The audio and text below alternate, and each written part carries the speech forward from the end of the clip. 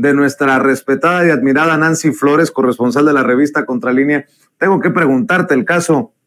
de Zedillo. Tú eres un periodista de larga trayectoria y dice, y con justa razón, pues, Nancy, hay que ser verdaderamente cínico y sinvergüenza para que después de haber endosado al pueblo de México la deuda del Fobaproa por 3 billones con B de burro y que se acabará de pagar hasta el 2042, todavía Ernesto Zedillo se atreva a decir cómo le gustaría que sea el próximo presidente de México. Hemos criticado mucho a Fox por sus estupideces, a Calderón por su cinismo. ¿Qué opinión te merece la reaparición de Zedillo, hasta dándonos a los mexicanos, que nos considera seguramente tontos, parámetros para el próximo presidente, Miguel? Sí, fíjate que a esto que mencionas del Fobaproa también hay que agregar, porque fue un golpe a la economía y al propio país, lo de los ferrocarriles, Vicente. Me parece que también la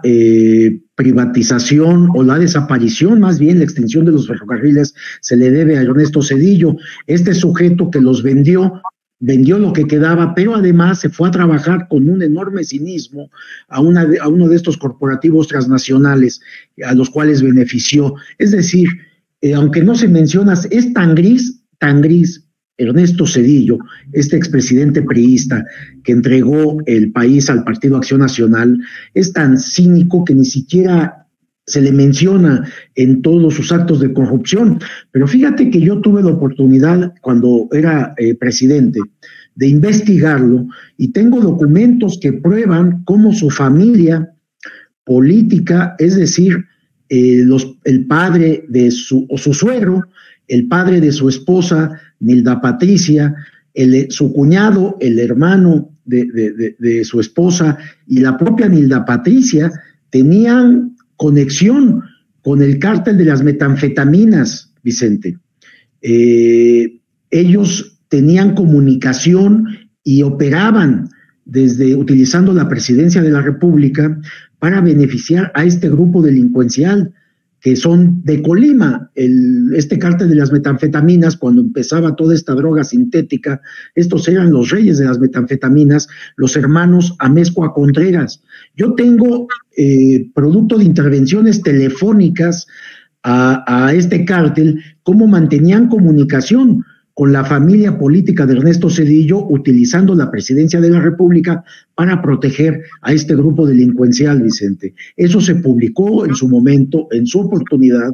y no pasó nada absolutamente, porque bueno, eran los gobiernos que uno a otro eran cómplices, eran corruptos todos, y finalmente, al haber entregado él el poder del país, la presidencia de la República, al Partido Acción Nacional, a Vicente Fox, pues Vicente Fox lo que hizo, cerrar ese expediente. Pero hay evidencias publicadas en su momento, en ese entonces pueden buscar las notas en el periódico El Universal, ahí están publicadas en primera plana, pero están producto de las grabaciones que se dieron a conocer en su momento y que le grabaron a este personaje. Él fue otro de los que también estuvo involucrado en el encarcelamiento de aquel general que era el encargado precisamente de investigar el narcotráfico, el zar antidrogas del país, sí, el general Gutiérrez Rebollo, y que fue precisamente por estas grabaciones que le hicieron a los Amezcua y que informó al secretario de Gobernación y después al presidente Ernesto Zedillo de que habían encontrado este vínculo. Y fue precisamente Zedillo quien ordenó la detención, el encarcelamiento, y después, bueno, pues falleció este general. Es decir, este es un sujeto corrupto, Ernesto Zedillo, que ahora se presenta con cinismo en algunos foros internacionales, que está lejos del país, yo diría, lejos de la política, realmente vive espantado porque además lo que le hizo, la traición que cometió con Carlos Salinas de Gortari, de entregarle la Procuraduría General de la República al Partido Acción Nacional, realmente quien la manejaba era Diego Fernández de Ceballos, a través de uno de sus empleados, Antonio Lozano Gracia, quien fue procurador en el gobierno de Vicente Fox, y ellos se encargaron de perseguir a la familia Salinas, auspiciado por Ernesto Zedillo, que bueno, todo eso finalmente ya sabemos cómo terminó. Raúl Salinas de Gortari terminó 10 años después, le regresaron todos los bienes, no pasó nada finalmente, estuvo preso varios años, pero salió exculpado de todos los delitos que lo acusaban y hasta le devolvieron las cuentas bancarias. Bueno, ese fue Ernesto Zedillo precisamente, que ahora se llena la boca y hace críticas, cuando tiene cuentas pendientes, Vicente. Realmente se debería de revivir. Seguramente nosotros haremos una pregunta en la conferencia matutina sobre Ernesto Zedillo y llevaremos algunas evidencias de estos que estoy comentando para que se entere la población precisamente de quién fue